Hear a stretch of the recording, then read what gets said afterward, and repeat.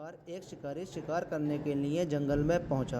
उसने अपने तीर पर बहुत ही खतरनाक जहर लगाया और शिकार को निशाना बना करके उसने तीर को छोड़ दिया।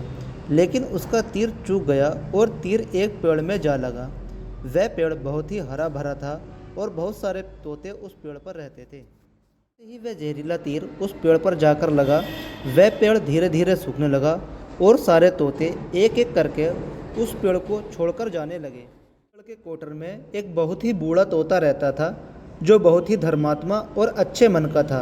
सभी तोते जब उस पेड़ को छोड़कर जाने लगे, लेकिन वह तोता उस पेड़ को छोड़कर नहीं गया।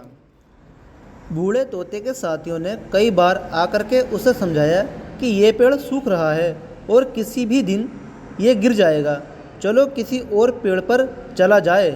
परंतु वह बूढ़ा तोता वहाँ से जाने के लिए तैयार नहीं हुआ।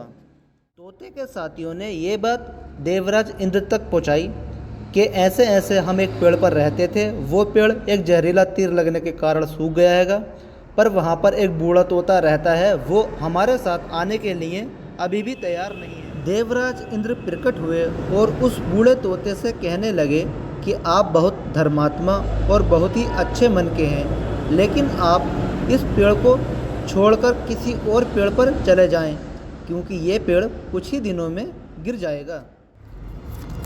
तोता बोला, माफ़ कीजिए, इस पेड़ ने मुझे जीवन दिया है, शिकारियों से मेरी रक्षा की है, हर मौसम में मेरे साथ रहा है। ये कोटर मेरा घर है, यहाँ मैं पला बड़ा हूँ। इस पेड़ को मैं छोड़कर कैसे जा सकता हूँ?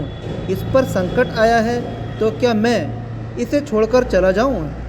मैं ऐसा कभी नहीं कर सकता।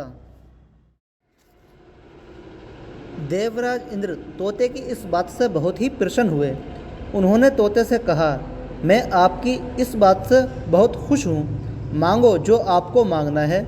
उस बूढ़े तोते ने कहा, मुझे बस इतना मांगना है कि जिस पेड़ ने मुझे जन्म दिया, जहाँ मैं रहा पला बड़ा, क्या आप उसे फिर से वैसा ही हरा भरा कर सकते हैं जैसे वह पहले था?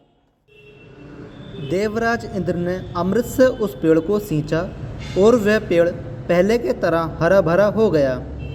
सारे तोते वापस उस पेड़ पर आकर के रहने लगे और सारे तोते बहुत ही खुश हुए।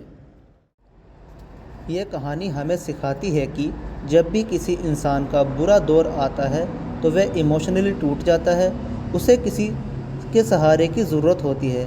अक्सर हम बुरे वक्त में अपनों से मुंह मोड़ लेते हैं। हम किसी के सुख का साथी बने या ना बने, लेकिन हमें हमेशा दूसरों के दुख का साथी ज़रूर बनना चाहिए।